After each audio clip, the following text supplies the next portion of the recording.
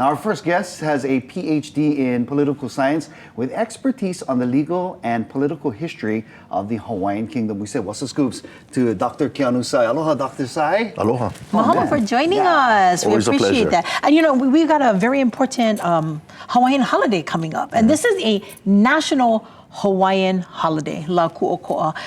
It's coming up November 28th, and it's the day after American Thanksgiving. So can you please just share with us, and I know a lot of Kanaka are now starting to get excited about this. I would say maybe about 10 years ago, nobody knew. What was La Kuokoa, right? But now it's become something very significant for us. Right. Can you share a little bit of the background on why this date is so important? Okay, so La Kuokoa, so La is day in Hawaiian, and Kuokoa is independence, so Independence Day. So every country in the world, okay, has an Independence Day, which is the day that they were recognized as an independent state. So it's a very significant holiday. So for the Hawaiian Kingdom, November 28, 1843, is when Great Britain and France jointly recognized at the Court of London, by proclamation, the Hawaiian Kingdom as an independent state. Prior to that, Hawaii was a British protectorate since 1794. And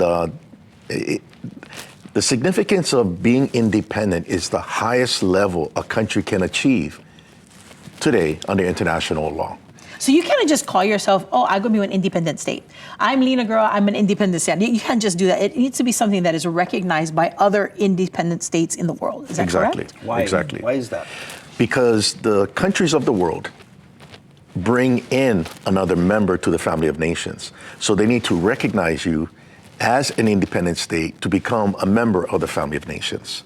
Right? Now, the family of nations is not the United Nations. United Nations is just an organization of independent states, but not every independent state is a member of the United Nations.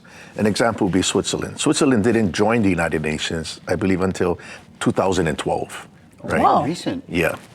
So Cook Islands is an independent state, but it's not a member of the United Nations. But within the United Nations, they have provisions for non-member states to participate. Okay, I mean, you dropped a whole bunch of knowledge on us. First of all, you said British Protectorate, and then the independent state. And then today, as of 1959, Hawaii is a state of the United States. So kind of take us through that. What are the differences? Are we really a state? We're an independent state, but we're not the state of the United States as the 50th state. And that's because of international law, not because I'm making a political statement, right? So the history of Hawaii, it entered the international arena in 1794. That is when King Kamehameha I joined the British Empire in an agreement with Captain Vancouver. Okay. So under international law at that time, a British protectorate at the international level is where the British government will protect the protectorate from outside influence or aggression, but would allow the entity itself to govern its own people, right? And that's why Kamehameha was still king when he became a part of the British protectorate. Now, the difference is between a protectorate and a colony. If Hawaii was a colony of Great Britain, Kamehameha would not be king. A governor general would be assigned here to run the colony, right? So that's important. On November 28, 1843, Great Britain and France jointly recognized the Hawaiian Kingdom as an independent state, so no longer as a protectorate. It was now a co-equal to Great Britain and France, and the United States recognized Hawaii's independence on July 6, 1844, 1 year later. Wow. This is so just fascinating. Yes. Not a state, a country. And co-equal with Britain and the United States. Yeah. So we can engage in international relations with all those different countries. Right. So now when you talk about the independence of a state, that means that its sovereignty exists independently over its territory to the exclusion of other countries that have independence, right? So Hawaiian Kingdom law would apply over its territory, but it cannot be applied in the territory of the United States. So when you ask the question, is Hawaii the 50th state? Well, the United States Congress created that law in 1959, right?